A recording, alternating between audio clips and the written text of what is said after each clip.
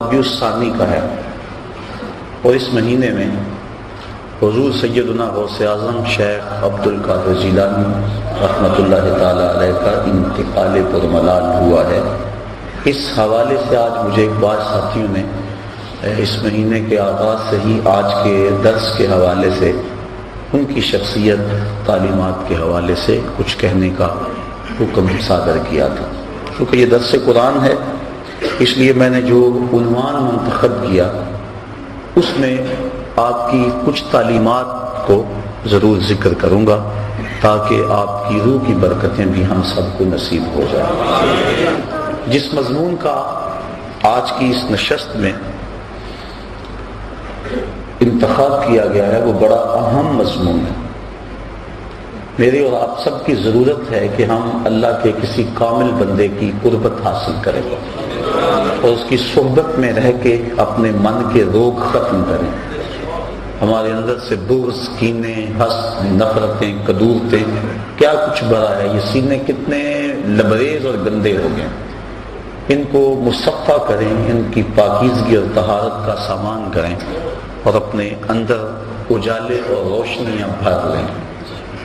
اب اس سچی طلب کے لیے ہم سفر کرتے ہیں، لوگوں کے پاس جاتے ہیں اور کئی جگہوں سے دھوکہ کھاتے ہیں۔ دھوکہ کھانے کی سب سے بڑی اور اہم وجہ ہے کہ ہمیں اللہ کے بندے کی پہچان نہیں ہے۔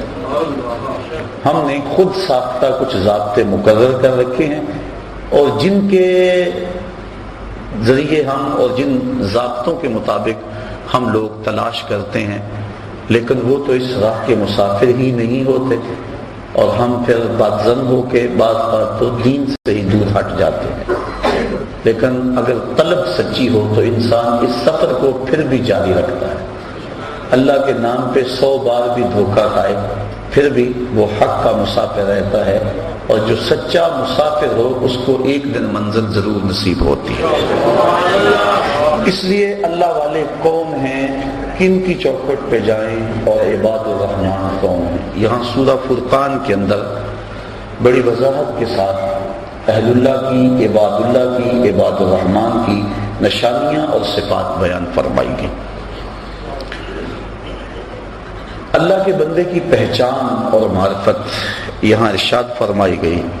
توجہ چاہوں گا، ارشاد ہوا وَعِبَادُ الرَّحْمَنِ الَّذِينَ يَمْشُونَ عَلَى الْأَرْضِ هَوْنًا۔ اللہ کے بندے زمین پر آہستہ چلتے ہیں، وقار سے چلتے ہیں، ان کی چال ڈھال میں وقار ہوتا ہے، غیر مرتب ان کی چال نہیں ہوتی۔ ایک نشانہ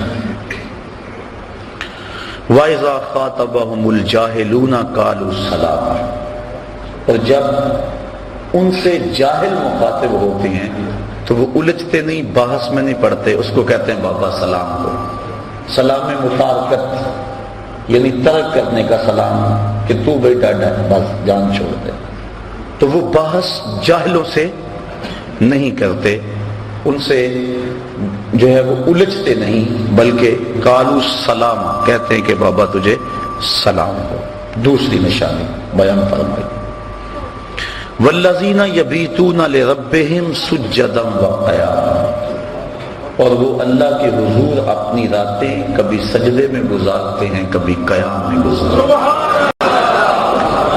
ان کی راتیں یوں ہی گزر جاتی ہیں۔ ایک دوسرے مقام پہ فرمایا تتجافی جنوبہم عن المضاجع، ان کی کروٹیں بستروں سے الگ رہتی ہیں، تو وہ راتیں اللہ کی عبادت میں گزارتے ہیں۔ حضرت عبداللہ ابن عباس رضی اللہ تعالی عنہ جو کہ رئیس المفسرین ہیں، فرماتے ہیں جس نے عشاء کے بعد 2 یا 2 سے زیادہ رکعتیں پڑھ لی، اللہ تعالیٰ اس کو رات جاگنے والے کا ثواب عطا فرمائے، اور وہ اس آیت کا مصداق ہوگا جو 2 یا 2 سے زائد رکعتیں رات کو نماز عشاء کے بعد پڑھ لیتا ہے۔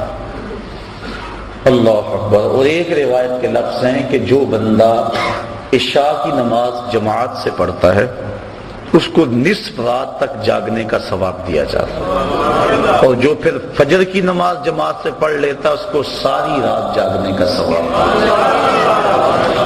اس لیے عشاء کی نماز بھی جماعت سے اور فجر کی نماز بھی جماعت سے، اس کا اہتمام ہونا چاہیے۔ اور اللہ والوں کی ایک نشانی یہ ہے کہ وہ اپنی راتوں کو بیدار رہ کے گزارتے ہیں، خوف و طمع کے اندر اپنی راتوں کو گزارتے ہیں۔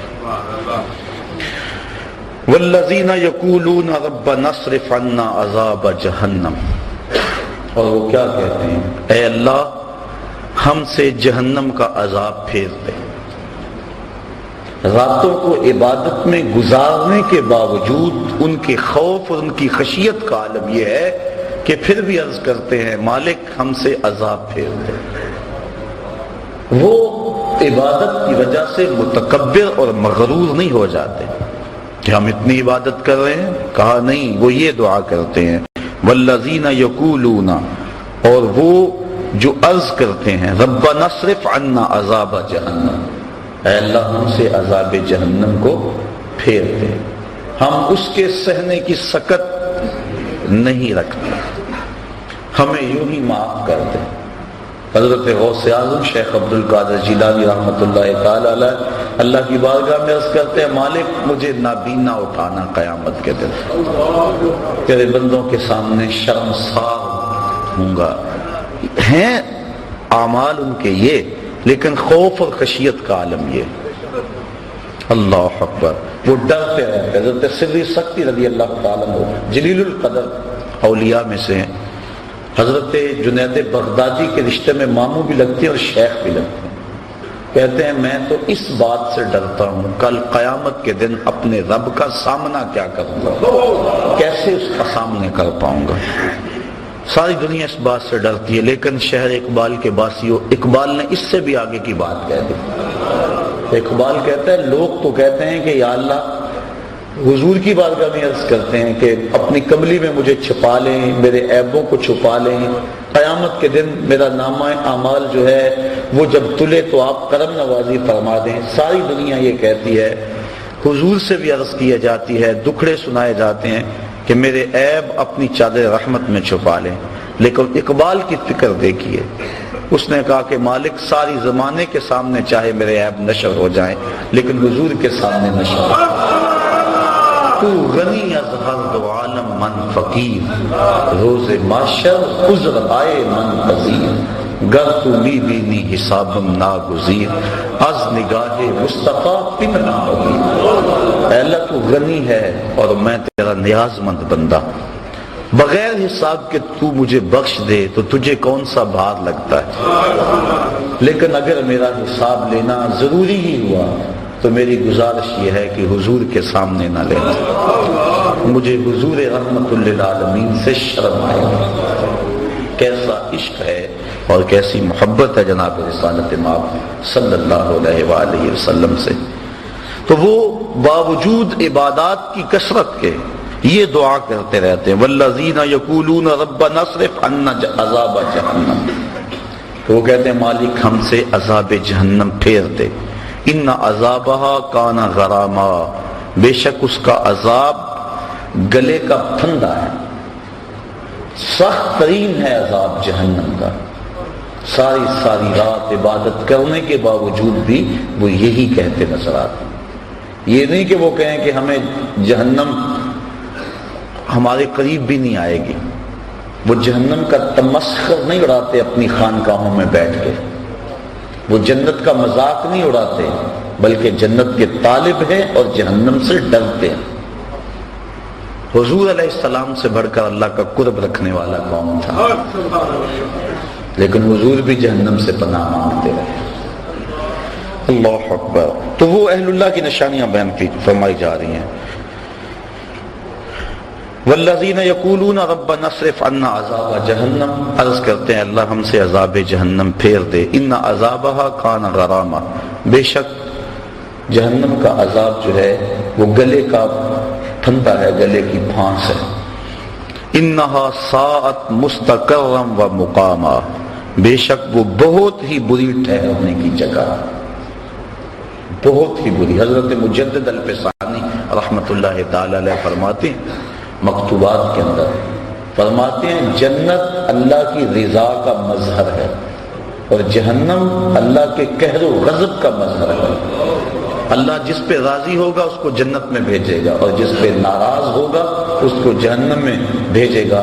اس لیے جہنم سے پناہ مانگنا اللہ کی ناراضگی سے پناہ مانگنا ہے، اور جنت کا مطالبہ اور آرزو کرنا اللہ کی رضا چاہنا ہے۔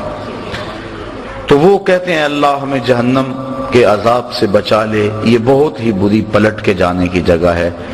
والذین اذا انفقوا لم یسرفوا ولم یقتروا وکان بین ذلک قواما، اور وہ جب خرچ کرتے ہیں تو حد سے نہیں بڑھتے، فضول خرچی نہیں کرتے، ولم یقتروا اور نہ ہی وہ تنگی کرتے ہیں، جہاں ضرورت ہوتی ہے وہاں ہاتھ دباتے بھی نہیں، وہاں کھل کے خرچ کرتے ہیں، اور جہاں وکان بین ذلک قواما، اور یہ دونوں کے درمیان اعتدال کے راستے پر ہے، یعنی بے تحاشا خرچ بھی نہیں کرتے اور بخل بھی نہیں کرتے۔ اتنا خرچ کرنا کہ کنگال ہو جاؤ اور بعد میں قرض چڑھ جائے۔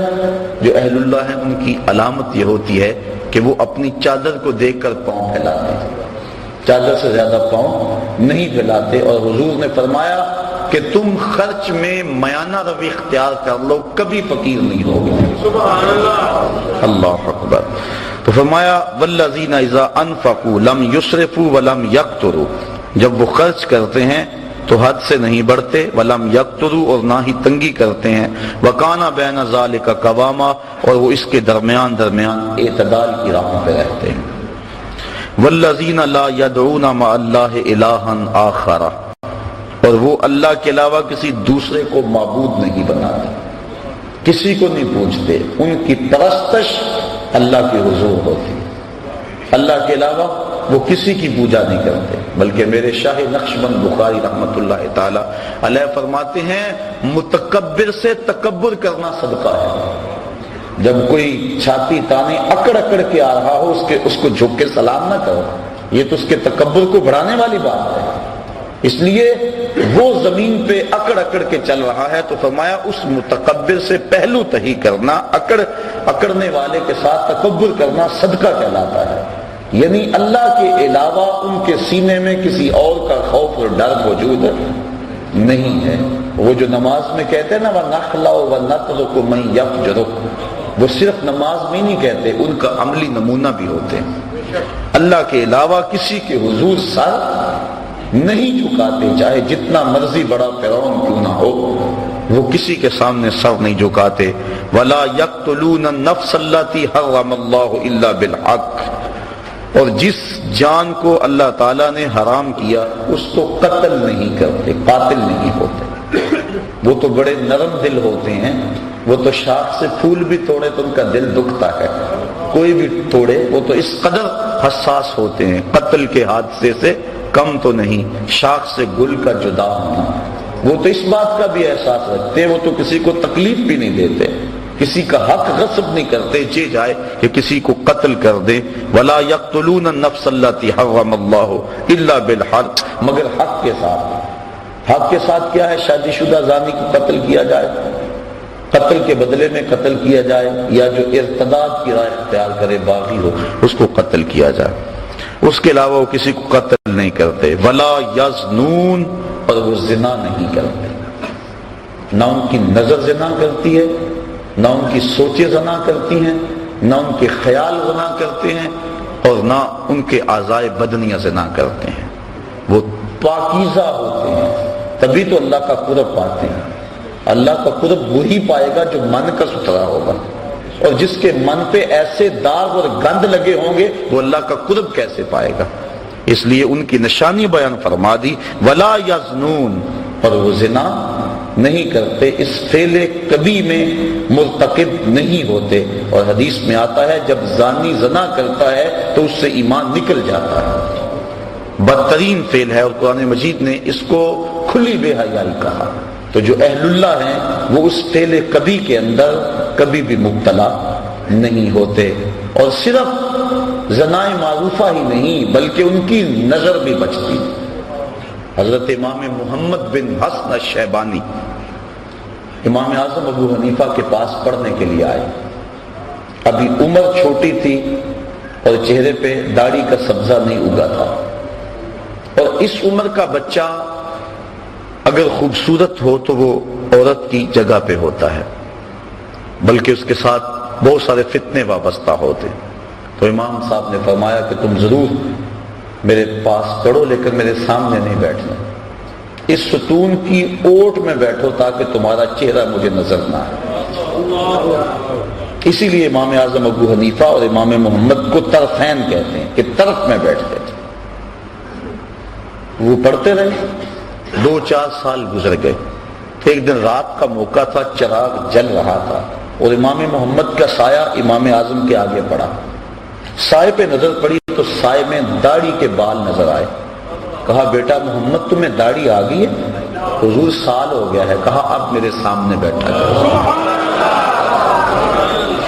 یہ تھے وہ لوگ تقوی کے پہاڑ. کیونکہ جو ذلت العلماء ہے یا اہل اللہ کا جو پھسلنا ہے پوری قوم کو تباہ کرنے کے مترادف ہے.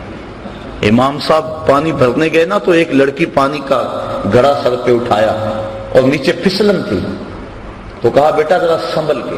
اس نے وہیں گھڑا رکھ لیا. کہا اگر میں پھسلوں گی تو کیا ہوگا؟ یہ گھڑا ٹوٹ جائے گا نا، بازار سے 2 آنے کا اور لے آؤں گی. لیکن اگر آپ پھسل گئے تو پوری قوم برباد ہو جائے. اعلی حضرت امام اہل محبت امام اشرف احمد رضا کا فاضل بریلوی رحمت اللہ تعالی علیہ فرماتے ہیں طبقہ علماء اپنی حفاظت کرنا. اگر تم نے مکروہ تنزیہیہ کا ارتکاب کیا لوگ تحریمیہ کرنے لگ جائیں گے. اگر تم نے مکروہ تحریمیہ کا ارتکاب کیا لوگ حرام میں پڑ جائیں گے.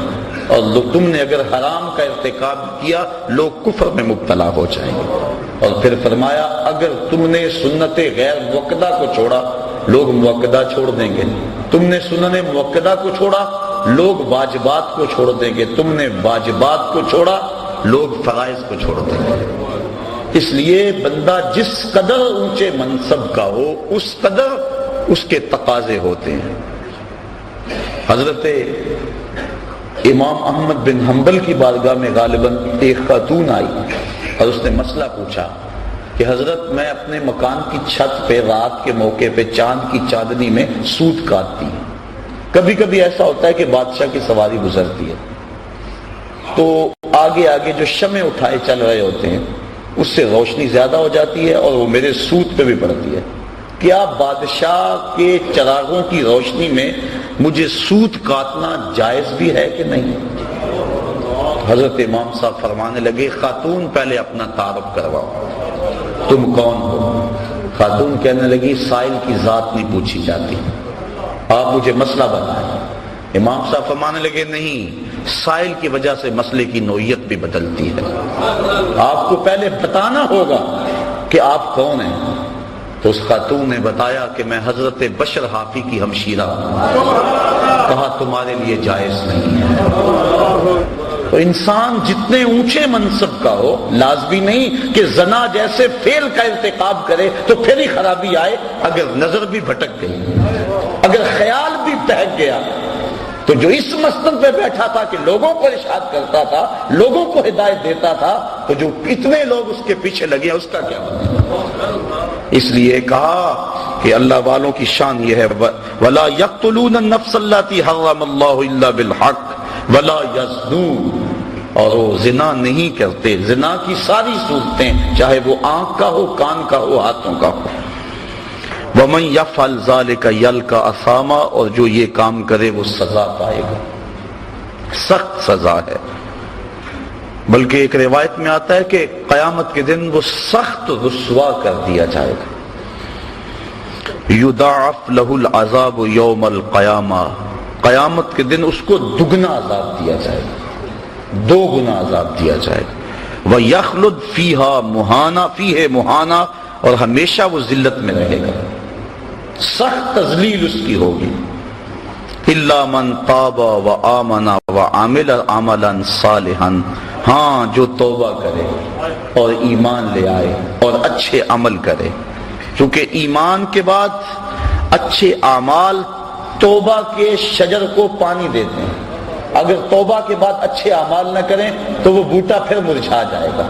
بار بار توبہ کی، 2 لفظوں میں توبہ توبہ استغفر اللہ پڑھ لیا.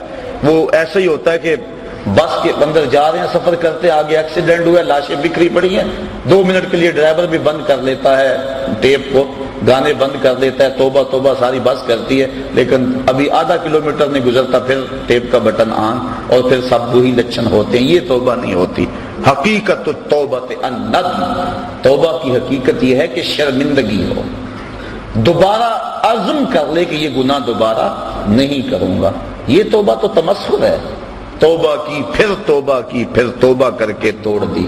میری اس توبہ پہ توبہ، توبہ توبہ کر اٹھی. یہ تو عجیب بات ہے. توبہ یہ ہے کہ عزم مصمم کر لے کہ میں اس کے بعد یہ کام نہیں کروں گا، اور پھر عمل صالح کر کے توبہ کے لگائے ہوئے پودے کو پانی دے. کہا الا من تاب و آمن و عمل عملا صالحا فاولئک یبدل اللہ سیئاتہم حسنات. اگر کوئی ایسا کر لے، اللہ فرماتا ہے ہم نہ تو صرف کہ اس کے گناہوں کو ختم کریں گے بلکہ ان کے گناہوں کو بدل کے نیکیوں میں تبدیل کر دیں گے. وہ جتنا بڑا گناہ گار ہوگا اتنا بڑا نیکوکار ہو جائے گا. اس کے در پہ آ تو جائے. اگر کسی محکمے کے اندر کوئی ایسا کام ہو جائے، محکمے کا آفیسر معطل کر دے یا کوئی اور ایسی سزا دے دے تو بعد میں وہ معاف بھی کر دے، لیکن ریکارڈ تو خراب ہو جاتا ہے نا، ترقی تو رک جاتی ہے کہ اتنا کچھ اس کے رجسٹر کے اندر، اس کی فائل کے اندر لکھ دیا گیا ہے، لیکن اللہ تعالیٰ اس فائل کو کتنی عزت دیتا ہے.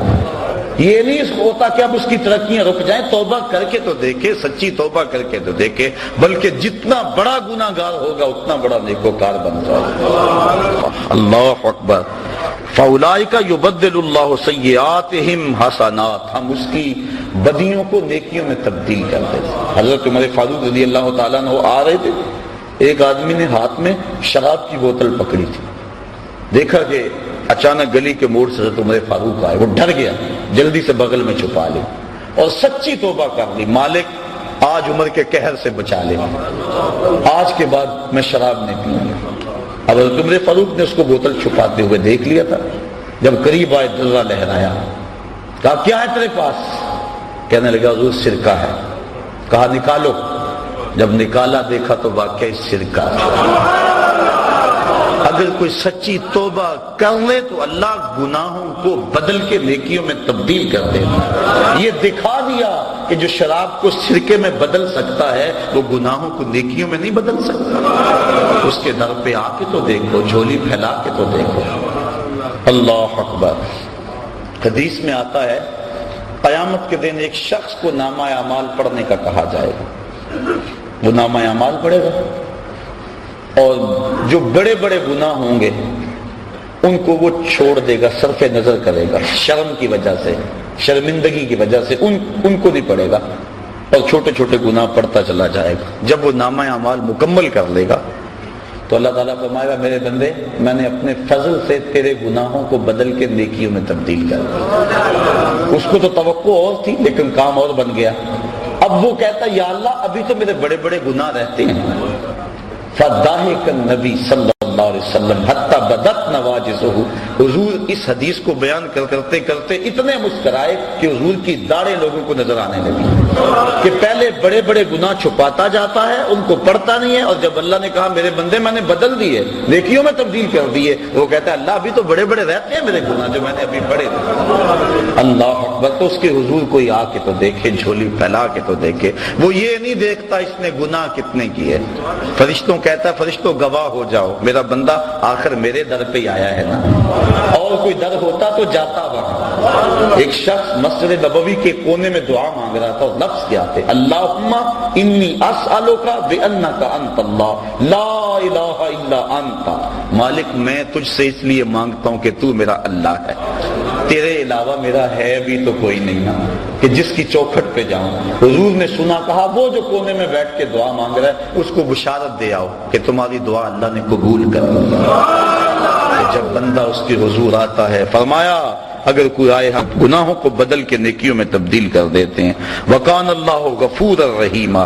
اللہ بخشنے والا اور مہربان ہے. بخشش اس نے مانگی اور اپنی طرف سے اضافی رحمت اس کے اوپر ڈالی. اور اس کے گناہوں کو بدل کے نیکیوں میں تبدیل کر دیا. ومن تاب وعمل صالحا، اور جس نے توبہ کی اور نیک اعمال کیے، فإنه يتوب إلى الله متابا، بے شک وہ اللہ کی طرف رجوع لایا جیسا کہ رجوع لانے کا حق تھا.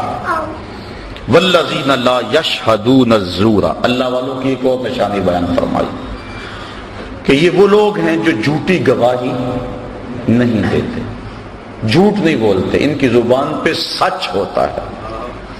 اللہ اکبر. وَإِذَا مَرُّوا بِاللَّغْوِ مَرُّوا كِرَامًا، اور جب کسی بیہودہ جگہ سے گزرتے ہیں تو اپنی عزت سنبھال کے گزر جاتے ہیں، کسی بری جگہ پہ ٹھہرتے بھی نہیں.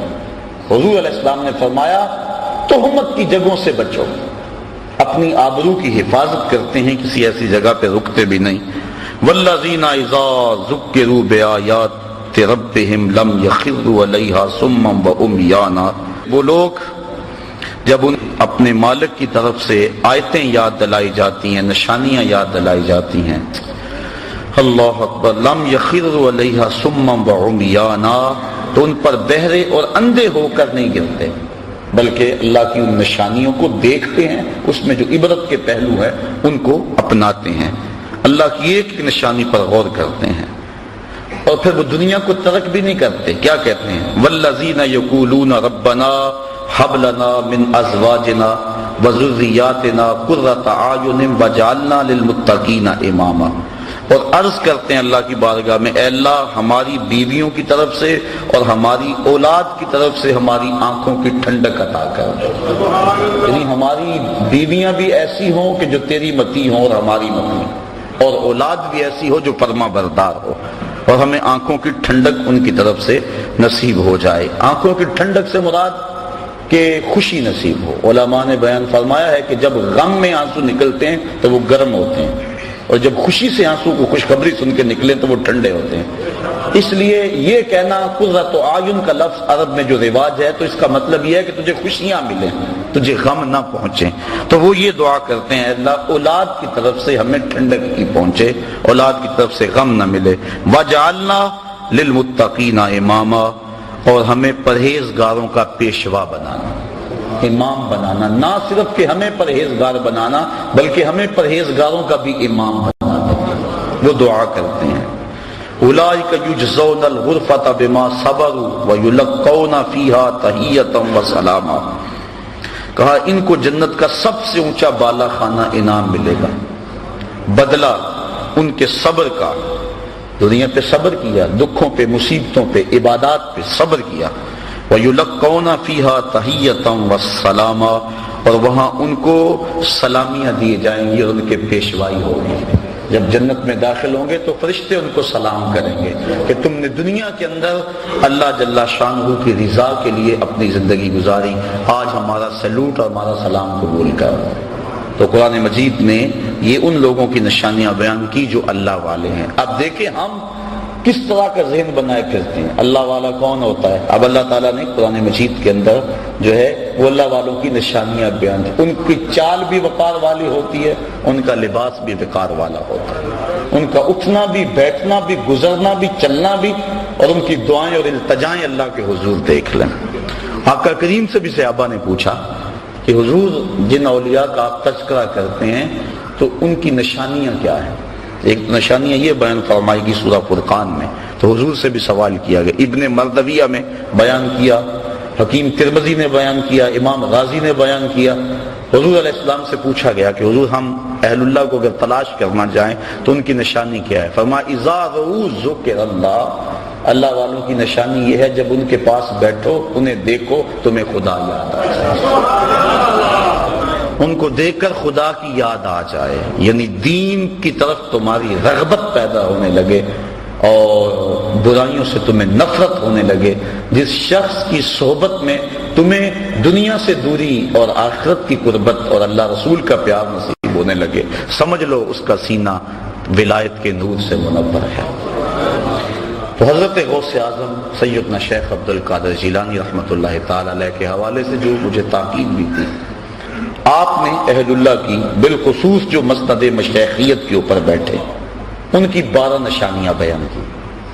اور فرماتے ہیں کوئی اس وقت تک قابل نہیں ہوتا اس بات کے کہ وہ لوگوں کو رشد و ہدایت کرے اور لوگوں کو اپنے زیر تربیت رکھے جب تک وہ 12 خوبیوں کا حامل نہ ہو۔ وہ کون کون سی 12 خوبیاں؟ فرمایا 2 خوبیاں اس میں اللہ تعالی والی ہوں، ایک اللہ کی صفت ستار کا مظہر ہو، ایک صفت غفار کا مظہر ہو، یعنی پردہ پوش ہو، چغل خور اللہ کا ولی نہیں ہوتا۔ دیکھو مرید نے تو سارے دکھڑے بیان کرنے ہوتے ہیں، گھر کی بات بھی کہنی ہے، بیوی کی بات بھی کہنی ہے، بچوں کی بات بھی کہنی ہے، سارے دکھڑے اس کے سامنے رکھنے ہیں، پر اگر اس کا سینہ اتنا بڑا نہیں ہے، کشادہ نہیں ہے، وہ دوسرے کو بتاتا پھرے گا ایک سے سن کر، تو پھر اس سے کہنے کا فائدہ کیا؟ بلکہ دانشمند تو لوگ کہتے ہیں جس کو راز کی بات بتا کر یہ کہنا پڑے جناب اسے راز رکھنا، تو اس کو راز کی بات بتانی نہیں چاہیے، اسے خود پتا ہونا چاہیے یہ بات راز والی ہے کہ نہیں ہے۔ تو یہ طریقت کا رکن ہے کہ پردہ پوشی کی جائے۔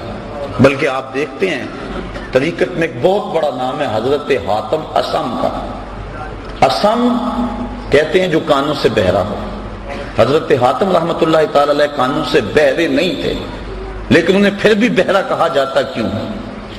اس کی وجہ یہ کہتے ہیں کہ حضرت حاتم کی مجلس میں ایک خاتون آئی، اس نے اپنا کوئی دکھڑا کہنا تھا، کوئی حاجت کہنی تھی، دوران گفتگو اس کی ری خارج ہوگی، ہوا خارج ہو گئی، اس کو بڑی شرمندگی ہوئی کہ اتنے بڑے بزرگ اور میری ہوا خارج ہوئی، تو وہ شرم میں ڈوبی جا رہی تھی۔ حضرت حاتم اس کی خفت مٹانے کے لیے یوں کان پہ ہاتھ رکھ کے کہتے ہیں ذرا اونچی بولو، اس کو تاثر یوں دیا کہ میں بہرا ہوں اور میں نے وہ نہیں سنا جس سے تجھے شرمندگی ہو۔ پھر جب تک زندہ رہے بہرے بنے رہے کہ اس عورت کو جب بھی پتا چلے گا اسے شرمندگی ہو۔ یہ تھا فقر، یہ تھی درویشی، اور یہ تھے اللہ والوں کے اخلاق۔ آج تو چگلیاں کرتے پھرتے ہیں اور مسند ارشاد پہ برداشت۔ اللہ کی صفت ستار کا مظہر ہو۔ دوسری خوبی اللہ کی صفت غفار کا مظہر، بخش دینے والا، دل میں گرہ باندھنے والا، چونکہ دوران سلوک سالک سے بڑا کچھ سرزد ہوتا ہے، وہ بیچارہ زیر تربیت ہوتا ہے، اس کی کسی بات کو دل پہ لگا لے اور گرہ باندھ لے تو پھر کیسے تربیت ہوگی؟ تو اللہ کی صفت غفار کا مظہر ہو، معاف کر دینے والا، جس طرح وہ معاف کر دیتا ہے۔ 2 صفتیں اس میں حضور نبی رحمت صلی اللہ علیہ وسلم والی ہوں، ایک رفیق ہو، دوسرا شفیق ہو، رفاقت کے حق کو جانتا ہو اور شفقت کا پیکر ہو، تنگ دل نہ ہو۔ اللہ تعالیٰ نے اپنے محبوب کے بارے میں فرمایا لو کنتا فظا غلیظ القلب لانفضوا من حولک، محبوب آپ اگر ترش روح ہوتے، تنگ مزاج ہوتے، ماتھے پہ تیوریاں لانے والے ہوتے، اتنے لوگ تیرے گرد جمع تو نہ ہوتے۔ یہ تو تیرے خلق کی بات ہے کہ اتنے لوگ تیری راہوں کے مسافر بنے ہوئے۔ شفیق و شفقت کرنے والا، اپنے سالکین سے، مریدین سے، ان سے جو ہے وہ چڑ نہ کھا جائے، جلدی اکتا نہ جائے۔ آنے والے تو آتے ہیں اور ان سے دکھڑے سنانے ہوتے ہیں، جلدی جلدی دروازے بند نہ کر لے، بلکہ سنیں ان کے دکھڑے۔ آقا کریم صلی اللہ علیہ وسلم تشریف فرما تھے، ایک بڑی آئی، اس نے حضور کو اشارہ کر کے بلایا، آقا کریم دروازے پہ بات سننے کے لیے چلے گئے۔ حضرت عمر فاروق کہتے ہیں ہمیں بڑا عجیب لگا لیکن کہہ کچھ نہ سکے کہ حضور خود گئے۔ کہا کہو کیا کہا؟ کہنا ہے۔ کہا میں نے آپ سے کوئی باتیں کرنی۔ کہا کرو۔ کہا یہاں نہیں کرنی۔ کہاں کرنی ہے؟ مسجد نبوی سے باہر کھلی جگہ تھی، کہا وہاں کرنی۔ آقا کریم وہاں چلے گئے، وہ سنا رہی ہے، حضور سن رہے ہیں۔ 1 گھنٹہ 2 گھنٹے گھنٹے لگ گئے۔ حضرت عمر فاروق کہتے ہیں کہہ کچھ نہیں سکتے تھے کہ حضور سن رہے، لیکن غصہ بڑھا رہا تھا کہ نازک بدن، کڑکتی دھوپ، بے تکی باتیں۔ جب وہ تھک ہار کے خود جانے لگی تو ہم نے عرض کی بندہ نواز، اس عورت کا توازن عقلی ٹھیک نہیں ہے، اور پورے مدینے میں کوئی شخص اس کی بات سننے کو تیار نہیں ہے۔ لوگ اس کو دیکھ کے راستہ بدل لیتے ہیں، جس کے پاس کھڑی ہو جاتی ہے پھر اتنی باتیں اس کے پاس کہ جان نہیں چھوڑتی۔ تو آپ کا وقت بھی قیمتی، بدن بھی نازک، با مقصد زندگی کا ایک ایک لمحہ تو آقا کریم صلی اللہ علیہ وسلم نے فرمایا عمر پورے مدینے میں اس بیچاری کی کوئی نہیں سنتا، میں بھی نہ سنتا، ایک تو ہی ہوتے ہیں میری یہاں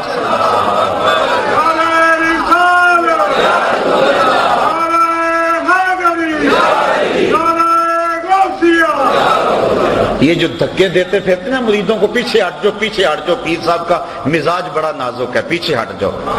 وہ کیسا پیر ہے جو مرید کو کہ دکھڑے بھی نہیں سن سکتا، اس کو دلدار مان لیا جو دل بھر ہی نہیں ہے، اس کو دل دے دیا جو دل کی کیفیت ہی نہیں جانتا. فلک نے بخشی ہے ان کو خواجگی جو جانتے نہیں روش بندہ پروری کیا ہے. جس کو دل دینا ہے پہلے دیکھو تو صحیح دلدار بھی ہے کہ نہیں. تمہارے دکھڑے بھی نہیں سنتا، حال تو اس نے بعد میں کرنے ہیں، دکھڑے سنے تو صحیح، تمہاری ڈھارس تو بندائے. اللہ اکبر.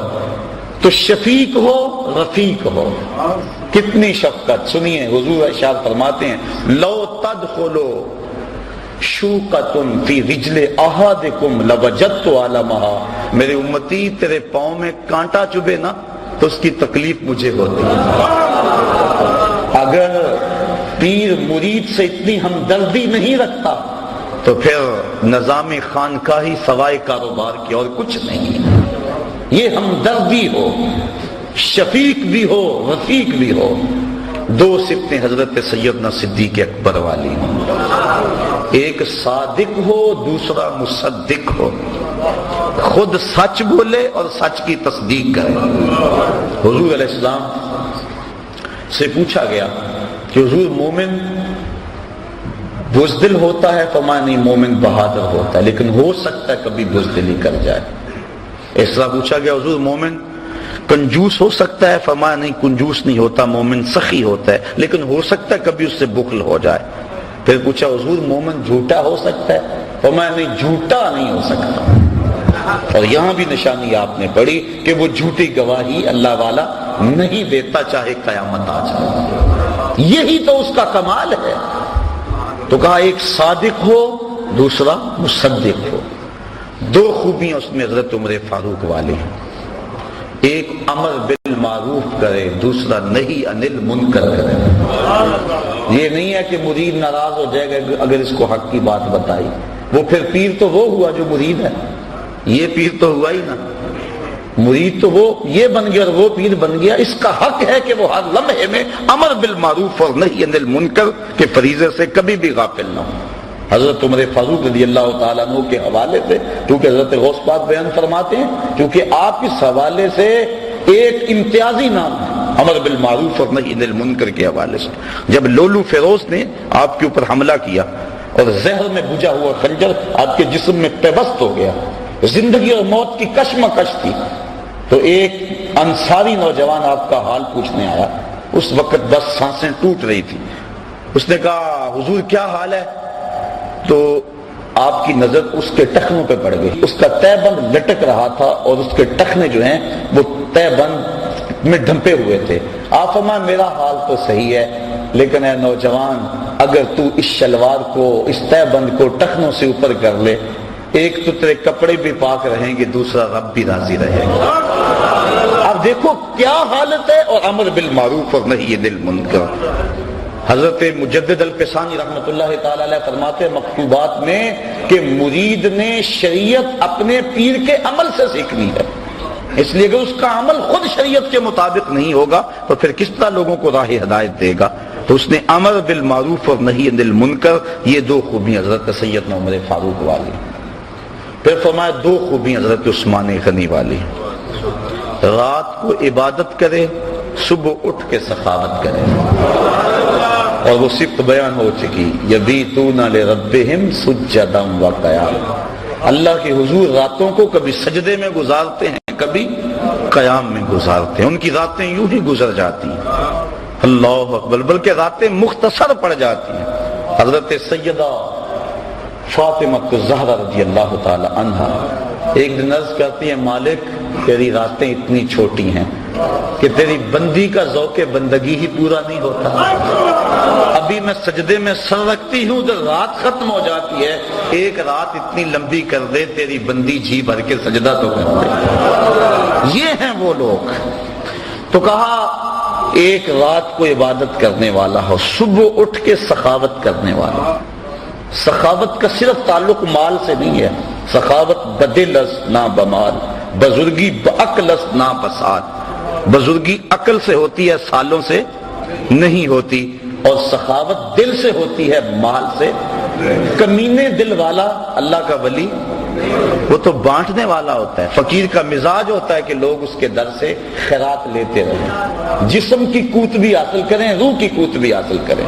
بابا بلے شاہ فرماتے نا، اٹ کھڑک کے دکڑ وجے تتا ہوئے چلا، آن فقیر کھا کھا جامن غازی ہوئے بلا۔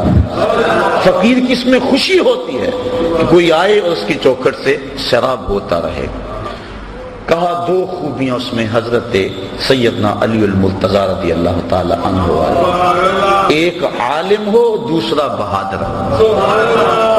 جاہل تو اللہ کا قرب کیسے پائے گا؟ حضرت جنید بغدادی فرماتے ہیں، من تزہد بغیر علم فقد مات فی الکفر۔ جو علم کے بغیر زہد کرتا ہے اس کے کفر میں مرنے کا اندیشہ ہے۔ اسی کا ترجمہ سلطان باؤ علیہ الرحمہ نے کیا، علم باج جو کرے فقیری، کافر مرے دیوانہ مار۔ وہ غفلت کے اس کے پردے نہیں کھل سکتے، چونکہ علم نور ہے، اور انسان کو سب سے پہلا سبق علم کا پڑھایا گیا، سب سے پہلی وحی علم کی نازل ہوئی۔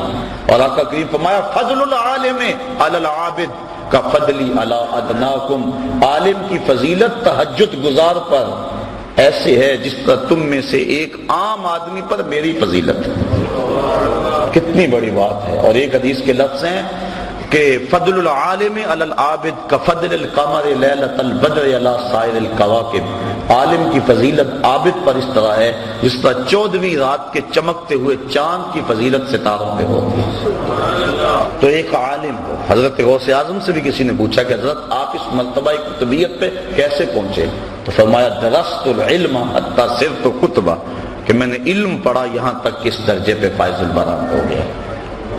اور دوسرا بہادر ہو، بزدل اللہ کا ولی، کیونکہ جو توحید کے آغوش میں آباد ہوتا ہے وہ لا خوف علیہم ولا ہم یحزنون کے زمرے میں آ جاتا ہے، تو وہ کمزور اور بزدل کیسے ہو سکتا ہے؟ کلمہ حق کہنے سے وہ کبھی بھی گریز نہیں کرتا، چاہے شہنشاہ وقت بھی سامنے کھڑا ہو۔ حضرت غوث اعظم سیدنا شیخ عبد القادر جیلانی رحمۃ اللہ تعالی علیہ کی خدمت میں مستنجد باللہ حاضر ہوا۔ ملا علی قاری نے نزہۃ الخاطر الفاتر فی مناقب شیخ عبد القادر کے اندر اس واقعہ کو لکھا۔ اس نے 2 اشرفیوں کی تھیلیاں بطور ہدیہ، بطور نذرانہ پیش کی۔ حضرت غوث اعظم نے اس نذرانے کو قبول کرنے سے انکار کر دیا۔ لازمی نہیں ہے کہ ہر مرید کے نذرانے کو قبول بھی کیا جائے، شیخ کی ذمہ داری ہے اس کو چھڑکے، میاں یہ ڈبل شاہ سے تو پیسے نہیں ہو کے آئے، یہ جو نذرانہ مجھے دے رہا ہے یہ کہاں سے آئے، یہ سود کا مال تو نہیں ہے، یہ لوگوں کا، غریبوں کا خون تو نہیں نچوڑا ہوا۔ کہا تیرا نذرانہ میں وصول نہیں کروں گا۔ کہا حضور کیوں؟ کہا غریبوں کا خون نچوڑ کے مجھے نذرانہ دینے آ گئے ہو؟ کہا نہیں حضور یہ میرا مال ہے۔ آپ نے اس کے ہاتھ سے تھیلی لی اور اس کو یوں تاؤ دیا، تازہ قطرے ٹپکنے لگے۔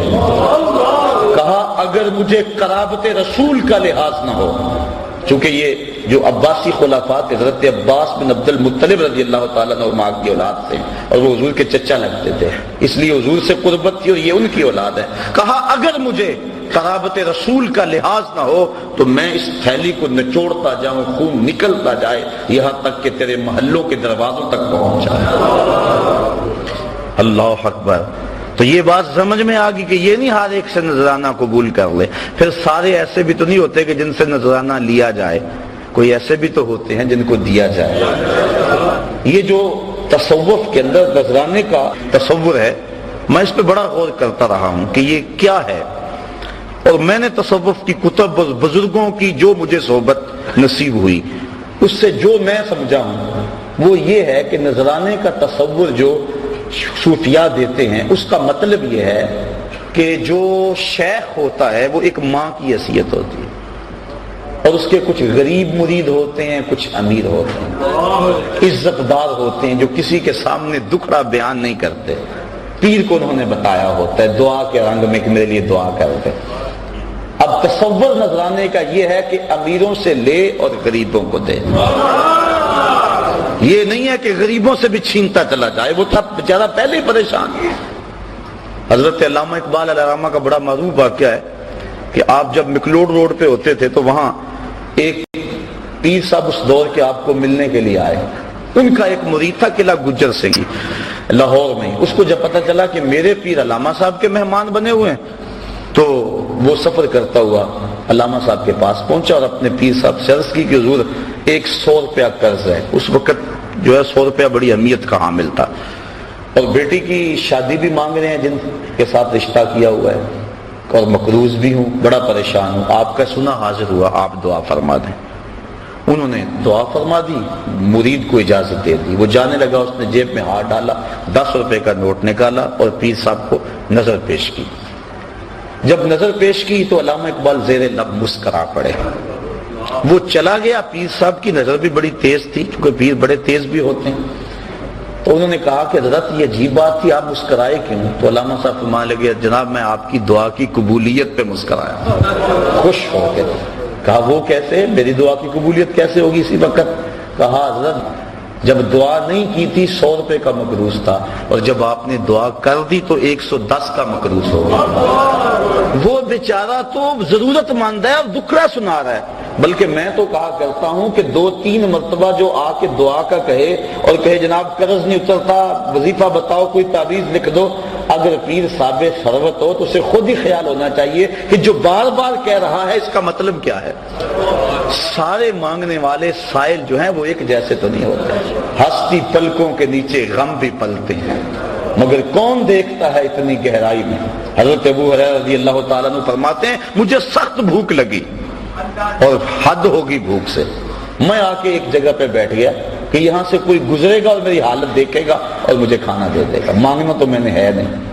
کہ حضرت ابو بکر صدیق گزرے، میں نے ایک آیت کے بارے میں پوچھا، انہوں نے بتا دیا اور چلے گئے، میں نے کہا میرا مسئلہ تو حل نہ ہوا۔ پھر حضرت عمر فاروق آئے، میں نے پھر ایک قرآنی آیت کے بارے میں پوچھا، انہوں نے بتایا اور چل دیے۔ پھر دل و قلب و نگاہ کا مرشد اولین آ گیا۔ میں نے حضور سے مسئلہ پوچھا، آقا کریم نے دیکھا اور مسکرا کے کہنے لگے ابو ہریرہ بھوک لگی؟ میں نے کہا ہاں حضور مجھے بھوک لگی۔ کہا میرے ساتھ آ جاؤ۔ اللہ اکبر۔ آگے وہ حدیث واقعہ طویل آپ نے سینکڑوں بار سنا کہ دودھ کا ایک پیالہ تھا، ابو ہریرہ کہتے ہیں کام بن گیا، لیکن کہا جب باقیوں کو بھی بلا لاؤ۔ 70 بندے تھے بیٹھے جو صفہ کے چبوترے پہ، کہا میں بلا کے لے گیا، دل میں تھا کہ اب تو دودھ کا پیالہ گونٹ گونٹ بھی نہیں آئے گا، لیکن جب پہلے نے پیا ختم نہ ہوا میری ڈھارس بند گئی۔ میں نے کہا حوض کوثر کی نہروں سے کنیکشن جڑ گیا، کام بن گیا، برکت آ گئی۔ 70 نے پیا، پھر کہا ابو ہریرہ تم پیو، میں نے پیا، کہا اور پیو، میں نے پیا، کہا اور پیو، کہا حضور اب تو بس ہو گئی۔ پھر حضور نے نوش جان کیا۔ میرے استاذ المکرم فرمایا کرتے تھے کہ یہ تو بیان کرتے ہو اور اس بات سے لطف لیتے ہو، اور صحیح لطف والی بات ہے کہ ایک پیالہ 70 کے لیے کافی ہو گیا، لیکن یہ بھی تو دیکھو 70 کا جھوٹا کونین کا سردار پی رہا، 70 آدمیوں کا جھوٹا 2 جہاں کا سردار پی رہا۔ تو بات چل رہی تھی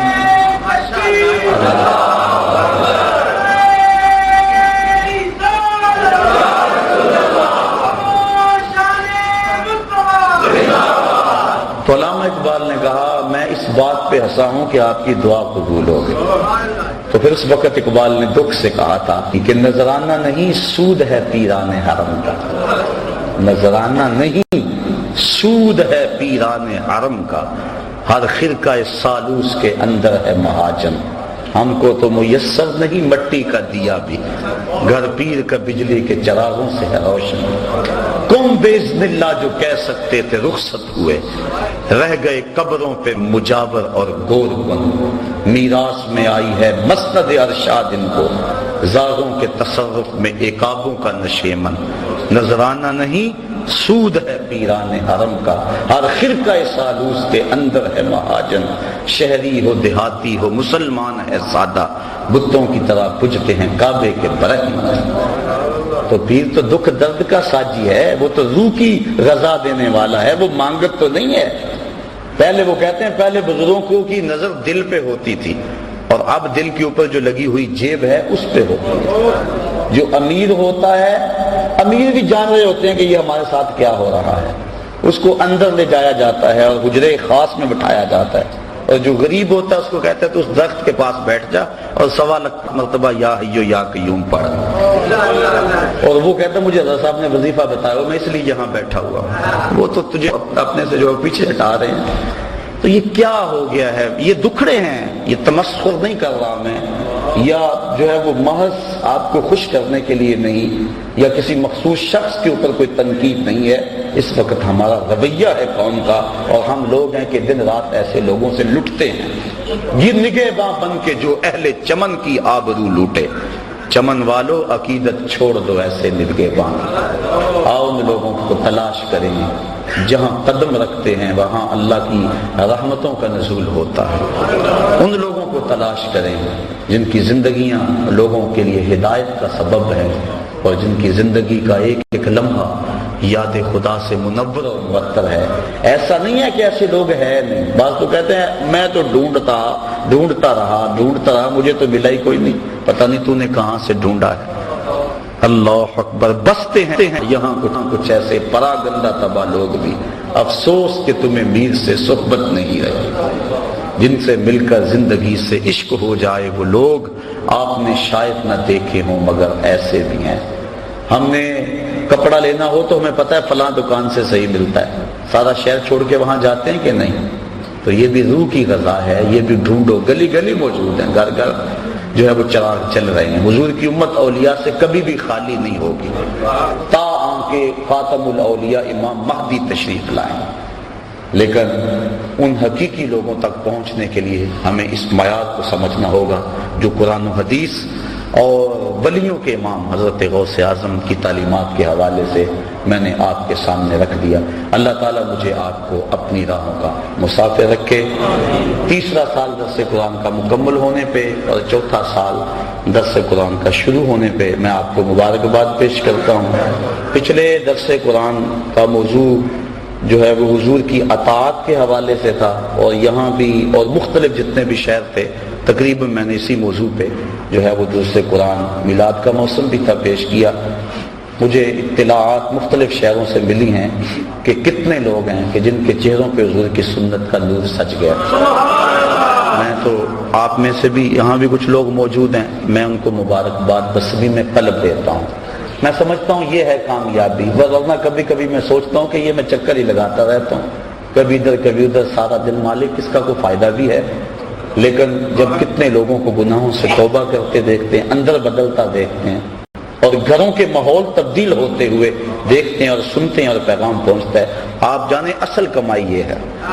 نہ تو ہم نوٹ کے لیے آتے ہیں نہ ووٹ کے لیے آتے ہیں، بس مقصد یہ ہے کہ کسی کے دل میں کوئی بات اتر جائے، اور جب کسی کے دل میں کوئی بات اترتی ہوئی